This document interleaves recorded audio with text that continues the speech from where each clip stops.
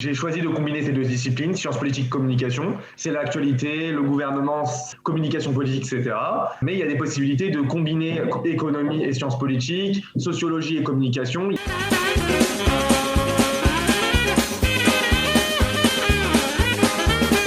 Salut à tous et bienvenue dans un nouveau numéro du CNEF Prends le contrôle, l'émission qui est destinée un peu à comprendre tout ce qui se passe dans le monde universitaire, à l'armée et au Chirout Léoumi. Donc aujourd'hui, nous avons Jonas qui est avec nous. Bonjour Jonas. Bonjour. Bonjour. Et qui va nous parler de sa licence en sciences politiques et communication à l'université de Bar-Ilan. Donc Jonas, dis-nous quelques mots sur l'université de Bar-Ilan. Voilà, l'université de Bar-Ilan se situe à Ramat Gan. J'ai commencé mes études à l'université de Bar-Ilan en 2018, une licence de sciences politiques et communication. Et cette année, je termine au final ma licence. Et voilà quoi. Quelles sont les conditions pour rentrer dans cette licence, enfin dans cette filière à l'université de Bar-Ilan ?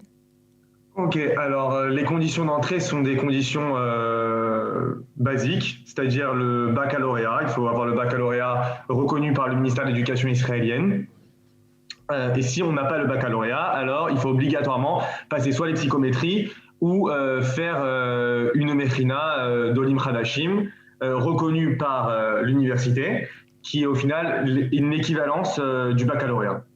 J'ai compris. Et au niveau de l'ivrite et de l'anglais, ils demandent un certain niveau ou ça peu importe ? Pour toutes les licences à Bar-Ilan, peu importe que ce soit en communication, les sciences politiques ou dans d'autres domaines, il faut avoir un niveau d'hébreu minimum Rama Gimel. Ça veut dire savoir un minimum parler. On fait un test d'entrée interne à l'université de Bar-Ilan, ou bien on passe l'examen du Yael, qui permet au final de savoir quel est ton niveau d'hébreu. En fonction de la note que tu reçois, c'est l'équivalent de la Rama Gimel au final. Cette licence, elle s'étale sur combien de temps ? Alors, le programme proposé par Bar-Ilan est divisé en trois années. La première année en communication et sciences politiques, c'est plus des cours d'introduction. La deuxième année aussi, c'est cours d'introduction plus options supplémentaires. Et troisième année, c'est tourné vers la recherche, le master, etc.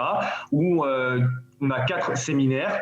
Ce sont des sortes de mémoires au final où on va développer une recherche autour de ces domaines-là qui sont la communication et les sciences politiques, ce que je fais cette année. Est-ce que c'est toi qui as décidé de mélanger ces deux disciplines ou c'est eux qui t'imposent cette filière-là, enfin ces deux disciplines-là ? Alors, les disciplines, j'ai choisi de combiner ces deux disciplines, sciences politiques, communication. La majorité des étudiants à l'université de Bar-Ilan prennent les deux ensemble puisque ça va ensemble. C'est l'actualité, le gouvernement, ça va ensemble, communication politique, etc. Mais il y a des possibilités de combiner économie et sciences politiques, sociologie et communication. Il y a plein de parcours différents. J'ai compris. Donc du coup, tu nous as dit que c'était beaucoup de théorie, on va dire, mais est-ce que au cours de ton TOAR, ils proposent des stages pour mettre en pratique tout ce que vous apprenez, quoi ?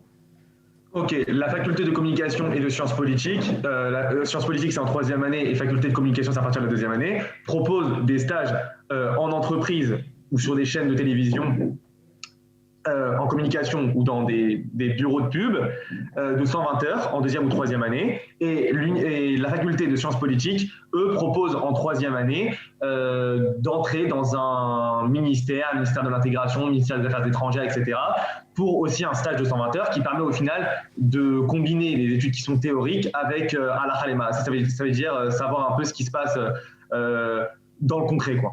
Tu dis qu'ils proposent, mais donc tu es obligé ou tu n'es pas obligé de faire ces stages ? Est-ce que ces stages ils vont te permettre de valider ton TOAR ou pas du tout ? Si tu veux, tu peux décider de ne pas les faire.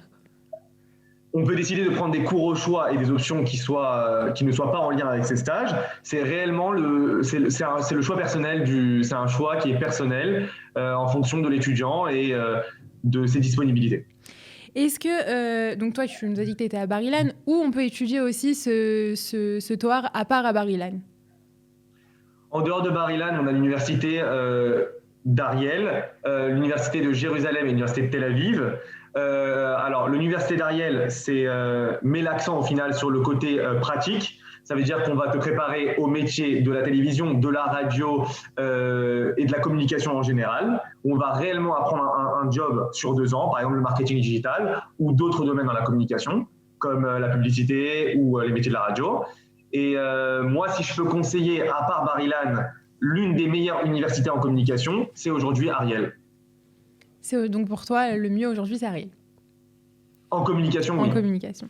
Qu'est-ce que, du coup, une fois que tu as fini ce TOER, qu'est-ce qu'on fait concrètement avec ce TOER? Parce que c'est quand même quelque chose qui est assez large. Ça ne te prépare pas, comme tu l'as dit, à un métier en particulier. Donc, du coup, quelle porte ça t'ouvre? Alors déjà, moi, je conseille aux futurs étudiants qui veulent étudier ce domaine-là. C'est un domaine qui est très intéressant, mais il est très important de combiner des stages durant tout au long de votre licence qui vous permettra d'acquérir au final une expérience qui est obligatoire pour le monde du travail. Si on veut arriver sur le marché du travail préparé et prêt, il faut absolument combiner des stages, de l'expérience en entreprise, suivre des projets tout au long de ton TOER, parce que c'est un stage, c'est un univers qui est très large. Maintenant, moi, j'ai fait un cours de journalisme en 2e année où j'ai appris le montage vidéo et pas seulement comment créer une interview, j'ai appris un peu les codes du métier en 2e année. Donc, au-delà du côté théorique, la faculté de communication est consciente que les élèves aussi doivent se préparer au métier en lui-même. Et du coup, il y a cette combinaison-là entre le théorique et le pratique, et surtout faire un stage. C'est un conseil que je donnerais aux futures générations, aux futurs jeunes qui aimeraient étudier ce domaine-là. Est-ce que tu penses, toi, maintenant, une fois que tu es dedans, que le TOER Chéni, il est indispensable ou on peut s'arrêter et on trouvera du travail avec un TOER Richel? Je pense que le TOER Chéni n'est pas indispensable, mais il est très important, encore une fois, de travailler dans le domaine en parallèle des études, essayer de trouver un petit job, que ce soit dans un ministère. Ok, bah écoute, je pense que tu as tout dit et qu'on retiendra qu'il faut faire des stages et que c'est un TOER qui est assez intéressant et assez complet. Jonas, merci beaucoup d'avoir été avec nous. Et pour ceux qui ont d'autres questions sur ce TOER ou sur des autres études, vous pouvez nous envoyer un mail à info@cnef.org ou nous contacter sur WhatsApp pour prendre un rendez-vous d'orientation au 058 422 25 26. Jonas Beatzlacha pour la suite de tes études. Et quant à nous, on se retrouve très bientôt pour un nouveau numéro du CNEF Prends le contrôle. Au revoir.